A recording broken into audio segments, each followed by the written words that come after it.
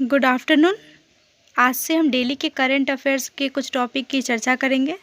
तो चलिए शुरू करते हैं। हाल ही में राष्ट्रीय आपदा प्रबंधन प्राधिकरण द्वारा विकसित एनएमआईएस ऑनलाइन डैशबोर्ड में एम का क्या अर्थ होता है। 16 मई 2020 को राष्ट्रीय आपदा प्रबंधन प्राधिकरण ने राष्ट्रीय प्रवासी सूचना प्रणाली लॉन्च की। यह प्रवासी श्रमिकों के लिए एक केंद्रीय ऑनलाइन रिपोजिटरी है। यह ऑनलाइन पोर्टल प्रवासी श्रमिकों की सुगम आवाजाही के लिए अंतर्राज्यीय संचार में मदद मिलेगी। इस रिपोजिटरी में नाम, मोबाइल नंबर, उम्र, गंतव्य जिला, यात्रा की तारीख और मूल जिले जैसे विवरण होंगे। आर्थिक प्रोत्साहन पैकेज में स्वचालित मार्ग के तहत रक्षा निर्माण में एफडीआई सीमा की प्रस्तावित सीमा क्या है।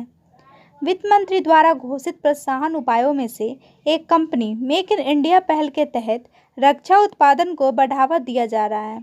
अब स्वचालित मार्ग के तहत प्रत्यक्ष विदेशी निवेश की सीमा 49 से बढ़ाकर 74 कर दी गई है।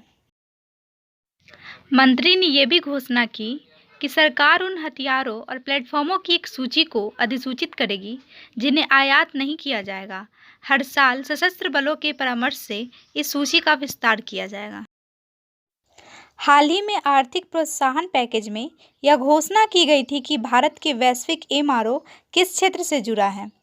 हाल ही में आर्थिक प्रोत्साहन पैकेज में वित्त मंत्री ने घोषणा की थी कि सरकार को विमान के वैश्विक रखरखाव, मरम्मत और ओवरहॉल एमआरओ हब बनाने के लिए कदम उठा रही है।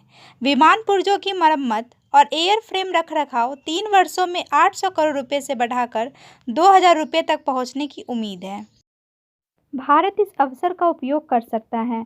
दुनिया के प्रमुख इंजन निर्माताओं को भविष्य में भारत में इंजन मरम्मत की सुविधा स्थापित करने की उम्मीद है।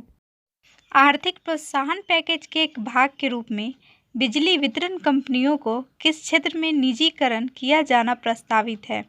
आर्थिक प्रोत्साहन पैकेज के एक भाग के रूप में केंद्रीय वित्त मंत्री ने प्रस्ताव रखा है कि केंद्र शासित प्रदेशों में विद्युत वितरण कंपनियों का निजीकरण किया जाएगा।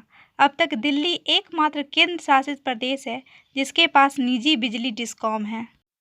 संयुक्त राष्ट्र द्वारा एक साथ शांतिपूर्वक रहने के लिए अंतर्राष्ट्रीय दिवस कब मनाया जाता है।